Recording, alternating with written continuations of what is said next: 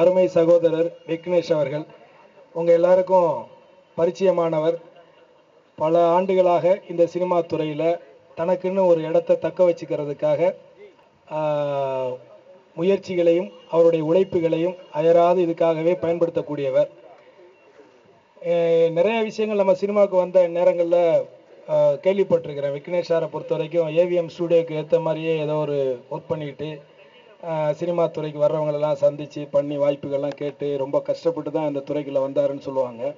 அதே மாதிரி இயக்குனர் பாலா எடுத்த முதல் படம் அந்த சேதுங்கிற படத்தில் வந்து ஃபஸ்ட்டு ஹீரோவாக இவரை தான் ஒப்பந்தம் பண்ணாங்க அப்படின்னு சொல்லி கடைசி நேரத்தில் அந்த படம் வந்து கைவிடப்பட்டுச்சு அப்படின்லாம் கேள்விப்பட்டிருக்கிறேன். சினிமாவை பொறுத்தவரை திறமைசாலிகள் திறமை அப்படிங்கிறதையும் தாண்டி அந்த அமைகிற விதங்கள், அந்த படங்கள் அவங்களுக்கு அமைகிறத பொறுத்து தான் அவங்களுடைய வாழ்க்கையும் வந்து தீர்மானிக்கப்படுது. அதை நான் நிறைய சந்தர்ப்பங்களில் உணர்ந்திருக்கிறேன். இப்போது அதே சேது படத்தில் விக்னேஷ் நடிச்சிருந்தாலும் நிச்சயமாக அந்த படம் மிகப்பெரிய வெற்றி அடைஞ்சிருக்கும். அதே மாதிரி இப்போ நான் வந்து பாட்டு பாடிக்கிட்டு நான் வந்து திடீர்னு பாலா சாரோடைய நந்தா படத்தில் வந்து நான் லொடுக்கு பாண்டியா நடிக்காமல் இருந்திருந்து இந்த கூட்டத்தில் இருக்கிற யாராவது ஒருத்தர் அவர் லொடுக்கு பாண்டியா நடிக்க வச்சுருந்தாருன்னா அவர் இந்த இடத்துல லொடுக்கு பாண்டியா இருந்திருப்பார். ஸோ வாய்ப்புகள் தான் என்னை பொறுத்தவரை இந்த உலகத்தில் வந்து தீர்மானிக்குது, அவங்களுக்கான அந்த அடையாளத்தை காட்டுது. அதுக்கப்புறம் இல்லை ரஜினி சார் சொன்ன மாதிரி வாய்ப்புகள் ஈஸியாக கிடைச்சிரும், ஆனால் நம்மளை நிலைநிறுத்திக்கிறதுக்கு திறமை வேணும். அப்போ அந்த திறமை இல்லாமல் நிச்சயமாக சினிமாவில் யாராலையும் வந்து சஸ்டெயின் பண்ண முடியாது. அது வெளிப்படையாக நிறையா விஷயங்களை நம்மளே பார்த்துருப்போம். ஆனால் இந்த இனிய நேரத்தில் இந்த இடத்துல அவர் அண்ணன் ராம்கி அண்ணன் சொன்ன மாதிரி முதன்முறையாக இந்த தென்னிந்திய நடிகர் சங்கத்தினுடைய வளாகம் ஒரு தனியார் நிறுவனத்திலிருந்து திரும்ப பெறப்பட்டு நடிகர்களுடைய அடையாளமாக மாற்றப்பட்டு அந்த இடத்துல நடக்கக்கூடிய முதல் இசை வெளியீட்டு நிகழ்ச்சி அப்படிங்கிறது உண்மையிலேயே ஒரு எங்கள் சங்க உறுப்பினர்கள் அத்தனை பேருக்குமே இதில் வந்து ரொம்ப மகிழ்ச்சி. அதில் வந்து இப்போ அந்த படத்தினுடைய தலைப்பு வந்து அவன் அவள் அப்படின்னு வச்சிருக்காரு. இப்போ அவன் இவன் அப்படிங்கிற படத்தில் வந்து நம்ம விஷால் நடிச்சிருக்காரு. அந்த படம் பாலா டைரக்ஷனில் பெரிய ஹிட் ஆச்சு. அதை சார்ந்து இந்த படம் வச்சிருக்காரு.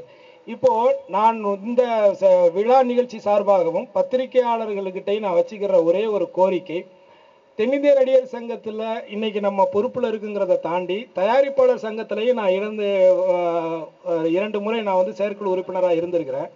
ரொம்ப நாட்களாகவே நம்ம சொல்லிக்கிட்டு வர ஒரு விஷயம் என்னென்னு கேட்டிங்கன்னா, தமிழ் சினிமா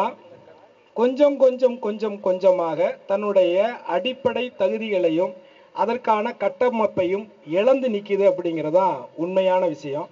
இன்றைக்கி அவர் பூச்சி முருகன் சொன்னது மாதிரி கிட்டத்தட்ட 130 படங்கள் ஒரு வருடத்துக்கு எடுக்கிறாங்க. என்னால் ஆதாரமாக கொடுக்க முடியும். வடபழனிக்கு பக்கத்தில் ஒரு கடையில் ஒரு வாரத்துக்கு முன்னாடி ஒரு சிடி வியாபாரம் பண்ணுற கடையில் போயிட்டு ஒரு பையன் வந்து சிடி புதுப்படம் என்ன இருக்குன்னு கேட்குறான். கேட்கும் பொழுது அவங்க வந்து கதகளி அந்த கதகளி கூட ரிலீஸ் ஆன ரஜினி முருகன் இந்த மாதிரியான படங்களை வந்து எடுத்து கொடுக்குறாரு. கொடுக்கும்போது அந்த பையன் என்ன சொல்கிறான்னா, இது இல்லைங்க இப்போ லேட்டஸ்ட்டு, அதுக்கு அடுத்து ஒரு 10 நாளுக்கோடு ஆகலை அந்த படம் ரிலீஸ் ஆகி அதுக்குள்ளே அந்த படம் பழசாகி விசாரணை இருக்குதா, அந்த விசாரணை கூட வந்து இன்னொரு படம் இருக்கான்னு கேட்குறாங்க. ரொம்ப தூரம்லாம் கிடையாது, வடபழனியில் தான் கேட்குறாங்க. வடபழனி அந்த கடைக்கு ரைட் சைடில் வடபழனி போலீஸ் ஸ்டேஷன் இருக்குது, லெஃப்ட் சைடில் கோடம்பாக்கத்தில் உள்ள ஒரு போலீஸ் ஸ்டேஷன் இருக்குது. நான் தமிழக அரசுக்கு இந்த நிகழ்ச்சி மூலியமாக கேட்பது, இந்த தமிழ் சினிமா இந்த தொடர்ந்து இருக்கணும், இந்த இண்டஸ்ட்ரி இருக்கணும் அப்படின்னால் தமிழக அரசு தனியாக இது மேலே அக்கறை எடுத்து இதற்குன்னு ஒரு அவசர சட்டங்களை உருவாக்கி திருட்டுத்தனமாக இந்த படங்களை வந்து திருட்டி விசிடியா ஒரு பெரிய கும்பல், பெரிய குரூப் வந்து ஒரு மாஃபியா குரூப் வந்து இதுக்குள்ளே இறங்கி வேலை செஞ்சு ஒர்க் பண்ணிட்டு இருக்கிறாங்க. இதை தாண்டி gun.com அப்படின்னு ஒரு .comல படம் ரிலீஸ் ஆன அன்னைக்கு, பெங்களூர் நாட்கள்னு ஆர்யா நடித்த படம் ரிலீஸ் ஆன அன்னைக்கு 3 மணிக்கோ 2 மணிக்கோ அந்த gun.com ஆன் பண்ணால் அதில் வந்து அந்த படம் அப்படியே வருது. புதுசாக தேட்டரில் பார்க்குற என்ன குவாலிட்டியோ அந்த குவாலிட்டி அதில் வருது. இதற்காக நிறையா நேரங்களில் இதே விஷால் ரோட்டெல்லாம் இறங்கி சண்டையெல்லாம் போட்டிருக்காரு. சம்மந்தப்பட்ட அந்த படத்தை ஷூட் பண்ண தேட்டரு இந்த தேட்டரில் தான் எடுத்தாங்க அப்படிங்கிறத ஆதாரமாகவும் கொடுத்துருக்காரு. ஆனால் அதற்கு ஃபெடரேஷன் சைடில் இருந்து, தயாரிப்பாளர் சங்கத்திலிருந்து, விநியோகஸ்தர் சங்கத்திலிருந்து, சினிமாவில் இருக்கக்கூடிய அந்த பெப்சிங்கிற சங்கம் எல்லாம் சேர்ந்து எந்த விதமான முடிவையும் இதுவரைக்கும் எடுக்காமலே இருக்கு. இந்த நிலைமை தொடர்ந்துகிட்டே இருக்கும் நாள் சினிமாங்கிறது சாதாரண இண்டஸ்ட்ரி கிடையாது. நான் தயாரிப்பாளர் சங்கத்தில் இருந்த காலகட்டங்களில் வருடத்துக்கு 120 படம், 120 படங்கிறது பெரிய படங்கள் இருக்கு. இன்னைக்கு ரஜினிகாந்த் சார் நடிச்சிட்டு இருக்கிற ரோபோ 2 வந்து 300 கோடி பட்ஜெட்ங்கிறாங்க. அந்த படங்களை தவிர்த்து சராசரியா இப்ப அவன்ங்கிற மாதிரி படங்களை நீங்க சிறு படங்களை எடுத்து பார்த்தீங்கனாலே குறைந்தபட்சம் 3 கோடி ரூபாய் ஒரு படத்துக்குன்னு சொன்னா 100 படத்துக்கு எவ்வளவு ஆச்சு? 300 கோடிக்கு மேல ஆயிடுச்சு. அப்போ ஒரு வருஷத்துக்கு குறைந்தபட்சம் பெரிய படங்களை சேர்த்தீங்கன்னா 600-700 கோடி ரூபாய் 12 மாசத்துக்கு டர்ன் ஓவர் பண்ற ஒரு இண்டஸ்ட்ரி வந்து சினிமா இண்டஸ்ட்ரி. இதனுடைய தலைமையா இருக்கக்கூடியது தயாரிப்பாளர் சங்கம். ஆனா இதற்கான எந்த நடவடிக்கைகளும் எடுக்காமல் மேலும் மேலும் சினிமாவுடைய தரம் தாழ்ந்து தனியார் தொலைக்காட்சிகளும் தனியாக இதுக்கு வட்டிக்கு கொடுக்கக்கூடியவர்களும் எல்லாம் இன்னைக்கு சினிமாவை நிர்பந்தப்படுத்தக்கூடிய ஒரு சூழ்நிலையில் இருக்கிறதுனால பத்திரிகையாளர்களாகிய நீங்கள் தான் அரசாங்கத்துக்கிட்ட இதை எடுத்துக்கிட்டு போயிட்டு இந்த இண்டஸ்ட்ரி தொடர்ந்து நடக்கிறதுக்கும் இதையே தொழிலா நம்பி இருக்கக்கூடிய விக்னேஷ் மாதிரி கருணாசு மாதிரி இன்னமும் நிறைய பேர் வர்றதுக்கு காத்துக்கிட்டு இருக்காங்க. இந்த சங்கத்துக்குள்ள வந்ததோட நோக்கம் வந்து நமக்கான அடையாளம் வந்து காணாம போயிடக்கூடாதுங்கிறதுக்காகத்தான். சினிமாங்கிற ஒண்ணு இருந்தா தான் நாளைக்கு ஒரு பாரத ராஜாவோ ஒரு பாக்கியராஜோ உருவாக முடியும். சினிமாவே இல்லாம போனா என்ன யாரு உருவாக முடியும்? ஆகவே அதற்கான பொறுப்பு சமூகத்தின் ஒரு அங்கத்தினராக இருக்கக்கூடிய நமக்கும் இருக்குது. அப்படிங்கிறதுனால இந்த ஒரு கோரிக்கையை நான் முன்வைக்கிறேன். தொடர்ந்து வரக்கூடிய காலகட்டங்களில் இதற்கான ஒரு ஒருங்கிணைப்பு கமிட்டி போட்டு எல்லா சங்கங்களும் சேர்ந்து இதற்கு ஒரு முடிவு கட்டணும். அந்த முடிவு தமிழக அரசாங்கத்தால் எடுக்கப்படணும். இந்த தமிழ் சினிமா இண்டஸ்ட்ரி காப்பாற்றப்படணும். இதை சார்ந்த அத்தனை தொழிலாளர்களுடைய வாழ்வாதாரத்துக்கு உத்தரவாதத்தை கொடுக்கணும் அப்படிங்கிற கோரிக்கையை வச்சுக்கிட்டு தனி போராளியாக தொடர்ந்து இந்த சினிமாவுக்காக தன்னை வருத்தி உழைத்துக் கொண்டிருக்கும் விக்னேஷ் இந்த படத்தினுடைய உழைப்புக்கான அங்கீகாரம் கிடைப்பதற்கு எல்லாம் வல்ல இறைவன் சார்பாகவும் உங்கள் சார்பாகவும் வாழ்த்து தெரிவிச்சுக்கிறேன். விக்னேஷ் அப்படின்னு சொல்லும்போது ஒரே வார்த்தை வருது, விடாமுயற்சி. ஏன்னா சினிமாவில் இருக்கிற எத்தனையோ போராளிகளில் ஒரு முக்கியமான ஒரு நபராக இருக்கார் விக்னேஷ். அது ஒரு சாதாரண விஷயம் இல்லை, மேன் வித் கட்ஸ் ஒன்னின்னு சொல்லலாம். ஏன்னா இத்தனை வருஷம் வந்து நீடிச்சு இந்த இண்டஸ்ட்ரியில் வந்து ப்ரூவ் பண்ணணும், மேற்கொண்டு நல்ல படங்கள் பண்ணணும் அப்படின்னு அந்த ஒரு மைண்ட் செட் வந்து நிறைய பேருக்கு இருக்காது. சில பேர் வந்து பாதி நேரத்திலே வந்து விட்டுருவாங்க. பட் இவர் வந்து நானே இண்டஸ்ட்ரிக்கு வந்து ஒரு ஆல்மோஸ்ட் 11 இயர்ஸ் ஆச்சு. அதுக்கு முன்னாடியே விக்னேஷ் நடிச்சிட்டு இருந்தார். இன்னைக்கு வந்து I sincerely from the bottom of my heart I want this film to do well for Vignesh. ஏன்னா ஒரு நேர்மையான ஒரு அப்ரோச் நிறைய புதுமுகங்களுக்கு அறிமுகப்படுத்தியிருக்காருன்னு சொல்கிறாங்க. அதுக்கு நான் ஃபஸ்ட்டு நன்றி தெரிவிக்கணும். நிறைய பேருக்கு அந்த மாதிரி ஒரு ஆசை இருக்காது. So thank you for that. இந்த படத்தோட அவளோட இயக்குனருக்கும் சரி, இசை அமைப்பாளருக்கும் சரி, மற்ற டெக்னீஷியன்ஸுக்கும் சரி, காஸ்ட், கதாநாயகன் ப்ளஸ் தயாரிப்பாளர் விக்னேஷ்க்கும் சரி, எல்லாருக்கும் நான் மனசார வாழ்த்துக்கிறேன். கண்டிப்பாக ஒரு நல்ல தேதி குறித்து வச்சு ரிலீஸ் பண்ணி டெஃபினட்டாக வந்து இந்த படம் வெற்றி பெறணும். தென்னிந்திய நடிகர் சங்க இடத்த மீட்டோன்னு முதல்ல விக்னேஷுடைய ஃபங்க்ஷன் நடக்குது. இந்த படம் நிச்சயமாக வெற்றி அடையும். இன்னைக்கு வந்து 417 படம் சென்சாரில் சர்டிஃபிகேட் ஆகி பெண்டிங்கில் இருக்கு. நான் 6 வருஷம் சென்சார் போர்டில் இருந்தேன். மேக்ஸிமம் நான் நிறைய படங்கள் பார்ப்பேன், அதில் 90% படமே வராது. என்னன்னு கேட்டால் மொத்தம் 416 படம் பெண்டிங்கில் இருக்குங்கிறாங்க. எந்த அளவுக்கு சினிமா துறை வந்து பின்தங்கியிருக்கு, எவ்வளோ அமௌண்ட் வந்து மடங்கியிருக்குன்னு தான் நிச்சயம். அதோட போன வாரம் கூட ஒரு டைரக்டர் சொல்லியிருந்தாங்க, லீடிங் டைரக்டர், சென்சார் போர்டில் வந்து அரசியல் இருக்குன்னு சொல்கிறாங்க. நான் அரசியல் பேசலை, அரசியல் இருக்குன்னு சொன்னாங்க. அதில் அரசியல் இருக்கா இல்லையான்னு ஆராய்ச்சி பண்ண வேண்டிய நேரம் இது அல்ல. அதே நேரத்தில் இன்னொரு விஷயம் நான் சொல்ல கடமைப்பட்டிருக்கேன்.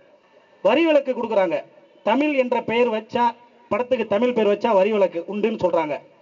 அப்போ வந்து யூ சர்டிஃபிகேட் இருந்தாவே வரி விலக்கு கொடுப்பாங்க. அப்போ வந்து அதில் நான் அஃபிஷியல் மெம்பர் கிடையாது, அஃபிஷியல் மெம்பரும் கிடையாது. இப்போ வந்து நான் மெம்பர், அஃபிஷியல் மெம்பர், அதர் வெளியே இருக்கிறவங்க 4 பேர், அஃபிஷியல் மெம்பர் 4 பேர் இருக்காங்க. எதுக்காக சொல்ல வரேன்னா, இன்னைக்கு நீதிமன்றம் போய் சில படத்துக்கு வந்து நம்ம வந்து அந்த வரி விலக்கு வாங்க வேண்டிய ஒரு சூழ்நிலை இருக்கு. இதனை பத்திரிகையாளர் நண்பர்கள் மற்றும் இங்கே உள்ளவர்கள் எல்லாம் கவனத்தில் எடுத்துக்கொண்டு மேலும் இது போன்ற நிகழ்வுகள் நடக்காமல் இருக்கவும். ஏன்னா அவள் என்ற படம் தமிழ் தான் நினைக்கிறேன், அவள் இது எல்லாருக்குமே ஓரளவுக்கு தெரியும். இது வரி விலக்கு பெற்று விக்னேஷ் அவர்கள் இந்த படம் வெற்றியடைய என்னுடைய அன்பார்ந்த வாழ்த்துக்கள் கூறி விடைபெறுகிறேன். நன்றி, வணக்கம். நடிகர் சங்கத்தில் நாங்கள் மீட்டதுக்கு அப்புறம் நடக்கிற ஃபர்ஸ்ட் ஃபங்க்ஷனுங்கிறது நினைக்கும் போது ரொம்ப ரொம்ப பெருமையாக இருக்குது உண்மையாகவே. ஸோ விக்னேஷ் சாருக்கு வாழ்த்துக்கள். இது எப்பவுமே எல்லாரும் சொல்லுவாங்க இங்கே ஃபர்ஸ்ட் ஃபங்க்ஷன் நடந்ததுங்கிறது. முதல்ல இந்த திரைப்படத்தோட குழுவினர் எல்லாருக்கும் வாழ்த்துக்கள் சொல்லிக்கிறேன். டைரக்டருக்கு, விக்னேஷ் சாருக்கு. நிறைய பேர் புதுசாக அறிமுகம் வராங்க. ஸ்டண்ட்ல இருந்து எல்லாரும் நிறைய பேர் புதுசாக அறிமுகப்படுத்தியிருக்காரு.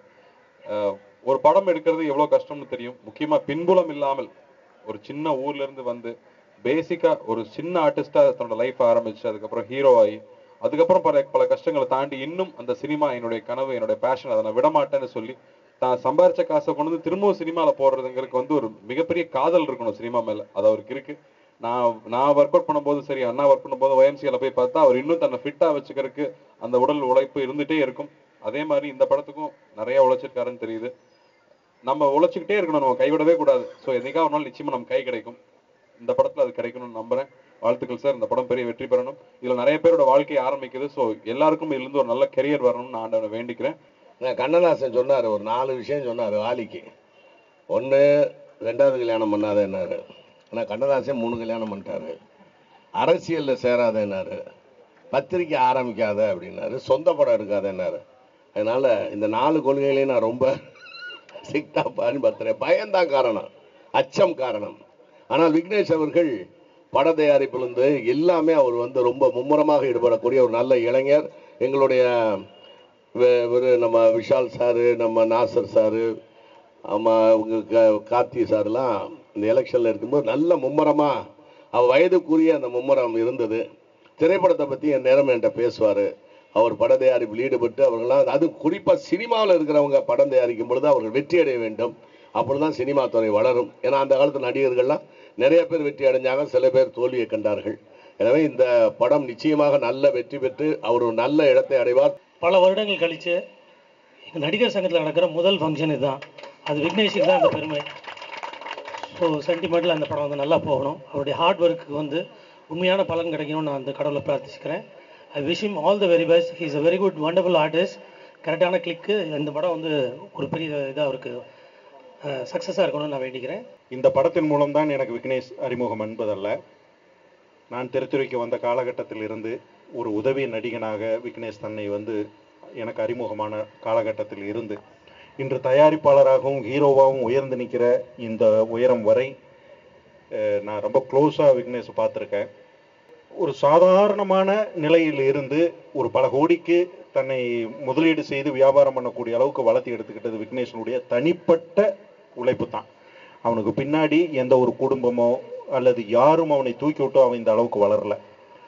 இன்னைக்கு கூட அவன் வெவ்வேறு சூழ்நிலைகளில் பணம் சம்பாதிச்சா கூட அவனுடைய மூச்சும் அவன் வந்து தன்னை சினிமா அப்படிங்கிறதுல வந்து 100% ஒரு சினிமாவுக்காகவே உழைக்கக்கூடிய ஒரு நபராக இருக்கான். காலம் தொடர்ந்து சில சமயங்களில் வந்து அவனுக்கு ஒத்துழைக்காமே இருந்திருக்கு. இந்த படம் எல்லா விதத்திலையுமே அவனுக்கு ஒரு பொருளாதாரத்தில் தொடர்ந்து தொழில் செய்கிறதுல எல்லாத்துக்கும் அவனுக்கு ஒரு இடத்த தரணும்னு ஒரு நண்பனாக நான் ஆத்மாத்மா ப்ரே பண்ணிக்கிறேன். அந்த சின்ன பட்ஜெட்டில் நாங்கள் வந்துட்டு கொடைக்கானலில் போயிட்டு சாதாரண இடத்துல தங்கிட்டோம். நாங்கள் தங்கினது வந்து எங்கே ஷூட்டிங் எடுக்கிறோமோ அங்கேயே தங்கிட்டோம். ஏன்னா நாங்கள் வந்துட்டு ஷூட்டிங் போன மாதிரியே இருக்காது. நைட்டு ஃபுல்லாக அங்கே படுத்துக்குவோம், அதே லொக்கேஷனில் ஷூட்டிங் பண்ணுவோம். கொடைக்கானலில் வந்துட்டு நம்ம ஹாலில் படுத்துக்குவோம், வராண்டாவில் படுத்துக்குவோம். அப்படிலாம் அட்ஜஸ்ட் பண்ணிட்டு நாங்கள் படத்தை முடித்தோம். இந்த படத்துடைய cameraman Ravi Srinivasan, music director வந்துட்டு கார்த்தி ராஜா பண்ணியிருக்காரு. குறிப்பாக ஹாரர் ரொம்ப நல்லா பண்ணியிருக்காங்க. 3 சாங்கும் நல்லா வந்திருக்குது. இந்த படம் ஒரு நல்ல படமாக அமையணும். எனக்கு வந்துட்டு சினிமா ரொம்ப ஆசை. நான் ஆல்ரெடி ஆச்சாரியான ஒரு சொந்த படத்தை தயாரித்தேன். இப்போ அவளுக்கு ஒரு படத்தை தயாரிச்சிருக்கிறேன். நான் இந்த 2 படத்தையுமே வந்துட்டு நான் சினிமாவில் சம்பாதிக்கல, சினிமா நடித்து சம்பாதிக்கல, நண்பர்கள் மூலியமாகவும் நான் உழைச்சி பிஸ்னஸ் பண்ணி தான் சம்பாதிச்சேன். இன்னும் தொடர்ந்து நான் படங்கள் பண்ணுவேன். எவ்வளோ கஷ்டம் வந்தாலும் நான் படங்கள் பண்ணுவேன். ஏன்னா சினிமாவில் நான் இருந்துக்கிட்டே இருக்கணும். சினிமா சாகர வரைக்கும் நான் சினிமாவில் இருந்துகிட்டே இருக்கணும்னு ஆசைப்பட்றேன்.